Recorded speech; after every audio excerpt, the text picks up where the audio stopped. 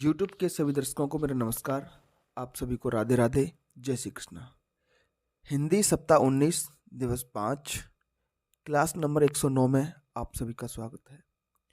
तो प्यारे बच्चों, आज की क्लास में हम नीत के दोहे भाषा भारती का जो पाठ है नीत के दोहे उसका अभ्यास करेंगे। ठीक है, इस पूरे सप्ताह 19 में इसी का अभ्यास होगा। प्यारे बच्चों, वीडियो को अंत तक देखें। वीडियो के अंत में मैं आपसे एक प्रश्न पूछूंगा सामान्य ज्ञान का, जिसका जवाब आप मुझे कमेंट बॉक्स में दोगे। अगर आप अभ्यास पुस्तिका खोलेंगे तो मौखिक चर्चा के साथ हर पाठ की शुरुआत होती है। चित्र में क्या हो रहा है? बड़े एक डॉक्टर है, इस बच्चे का इलाज किया जा रहा है।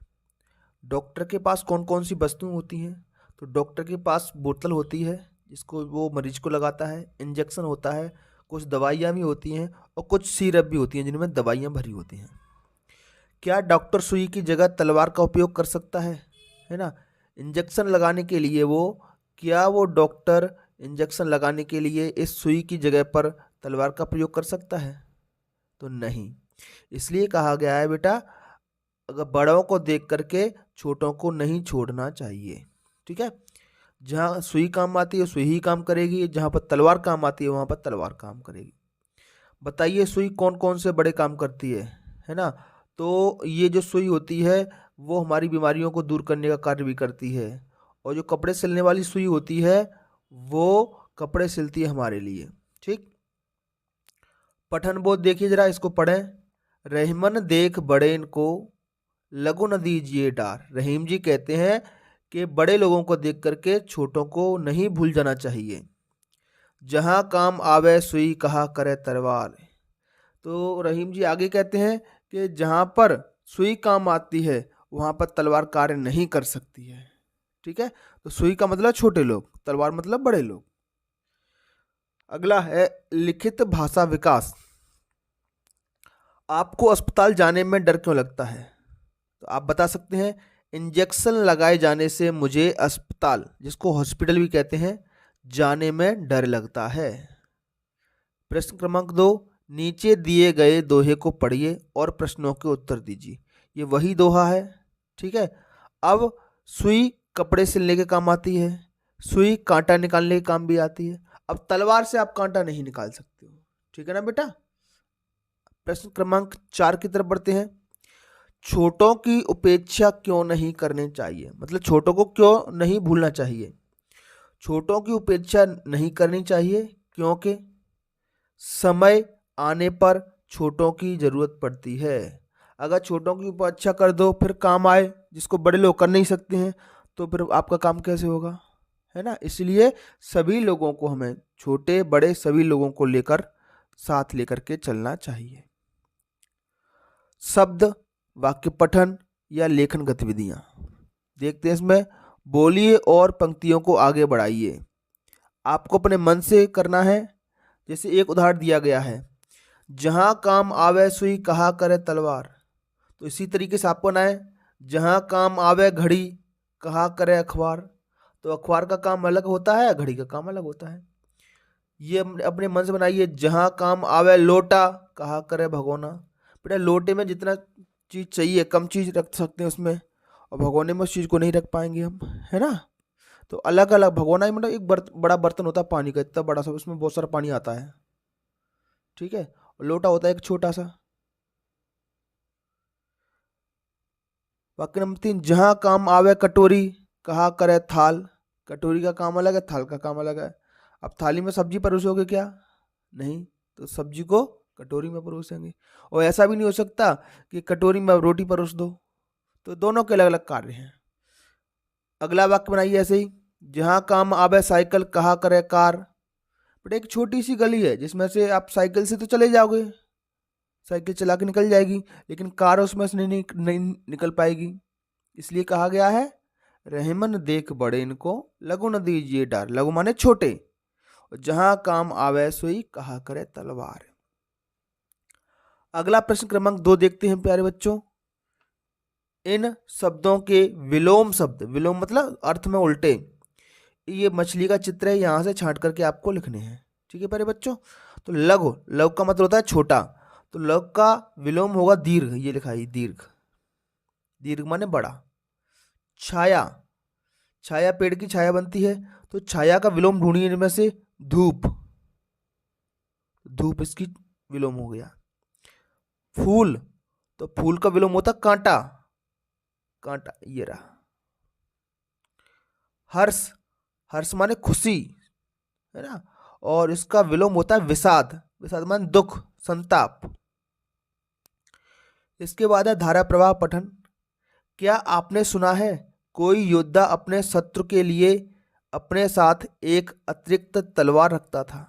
एक योद्धा ऐसा भी था, वो अपने दुश्मन के लिए भी तलवार रखता था। यह खूबी सिर्फ महाराणा प्रताप में थी। वे सदा अपनी 2 तलवारों वाली विशेष म्यान में 2 तलवार रखते थे। बेटा म्यान वो एक इस तरीके की म्यान होती है बेटा, लकड़ी की बनती है ये, और इसमें तलवार रखी जाती है। इसमें किसको रखते थे? तलवार को। तो इस म्यान में वो 2 तलवार रखते थे। ठीक, म्यान बोलती है एक लकड़ी की बनती है, तलवार रखने की जगह होती है, और इसको हम कमर में लटका लेते हैं। वे सदा अपनी 2 तलवारों वाली विशेष म्यान में 2 तलवार रखते थे। एक तलवार शत्रु के लिए होती थी। उन्हें उनकी माँ ने नसीहत दी थी कि कभी भी निहत्थे शत्रु पर वार मत करना। किस पर मत करना? निहत्थे, मतलब जिसके हाथ में तलवार नहीं हो, कोई अस्त्र ना हो, ऐसे शत्रु पर वार मत करना। उससे पहले अपनी अतिरिक्त तलवार दो और फिर युद्ध करो। अब मौखिक प्रश्न है, पुराने समय में युद्ध कैसे लड़े जाते थे? तो पुराने समय में बेटा बंदूक वगैरह नहीं होती थी, रिवॉल्वर पिस्टल नहीं होती थी, तो भाले और तलवार से युद्ध लड़े जाते थे। इसके बाद अगला प्रश्न है, महाराणा प्रताप अपने साथ 2 तलवार क्यों रखते थे?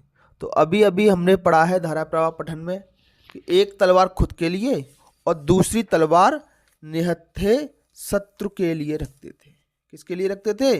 निहत्थे शत्रु के लिए, जिसके हाथ में कोई अस्त्र शस्त्र नहीं है, उसके लिए। स्वतंत्र अभ्यास है, कपड़ों में तुरपाई कैसे की जाती है? तो जो सिलाई का काम करती हैं छोटी छोटी बहनें, माता बहनें, है ना, तो उनको पता है तुरपाई कैसे करते हैं, तो उनसे पूछ करके आप यहाँ पर लिख सकते हैं। मैंने भी कुछ लिखा है उनसे पूछकर। कपड़े को सबसे पहले मोड़ा जाता है, मोड़ करके सिलाई मशीन में सुई के नीचे कपड़े को रखकर तुरपाई की जाती है। स्वतंत्र पठन पे आते हैं, बनो तो सुई बनो। क्या बनना है? सुई। कैंची मत बनो। कैंची काटने का काम करती है। कैंची क्या करती है? काटने का काम करती है। सुई सिलकर जोड़ने का कार्य करती है। तो हमें कैंची की तरह नहीं बनना है प्यारे बच्चों, हमें सुई की तरह बनना है। लोगों को जोड़ना है सिल करके, ऐसा नहीं है कैंची की तरह काट के अलग अलग कर दो। हमें भी सबको जोड़कर रखना चाहिए, सुई की तरह बनना चाहिए। अगला प्रश्न है, सुई क्यों उपयोगी है? तो सुई सिलकर जोड़ने का काम करती है, इसलिए वो उपयोगी है। प्रश्न क्रमांक 2, आप सुई की तरह कौन से काम करना चाहेंगे? तो हम सुई की तरह लोगों के कांटे, जैसे सुई कांटे निकालती है, तो वैसे ही हम लोगों के दुख दर्द निकालेंगे। सिलाई की तरह लोगों के काम को बनाएंगे। सिलाई करके कोई काम बन जाता है हमारा, कपड़ा फटा है, अपना काम नहीं बनना तो सिल लो और पहन के चले जाओ, काम बन गया। लोगों को जोड़ने का काम करेंगे। सिलाई करके कोई चीज़ जुड़ जाती है, तो इसी तरीके से हम भी लोगों को जोड़ने का कार्य करेंगे। यहाँ बेटा आप शिक्षक द्वारा बोले गए शब्द या वाक्यों को लिखोगे, ये श्रुतलेख है। और अब समय है आज के प्रश्न का। तो पिछली बार हमने वीडियो में प्रश्न पूछा था, भारत देश कब स्वतंत्र हुआ था, स्वतंत्रता दिवस कब मनाता है? तो उसका जवाब था 15 अगस्त को। कब मनाता है स्वतंत्रता दिवस? 15 अगस्त को। ठीक, तो आज मेरा प्रश्न फिर से है, भारत देश कब आज़ाद हुआ है? भारत देश कब आज़ाद हुआ है? तो इन 4 ऑप्शन में से देख कर बताइए आप। ठीक है, और अपना जवाब आप हमें कमेंट बॉक्स में अवश्य दें। तो प्यारे बच्चों, आज की क्लास में इतना ही, फिर मिलेंगे एक अगली क्लास में। तब तक के लिए आपका दिन शुभ हो। Have a nice day and thank you.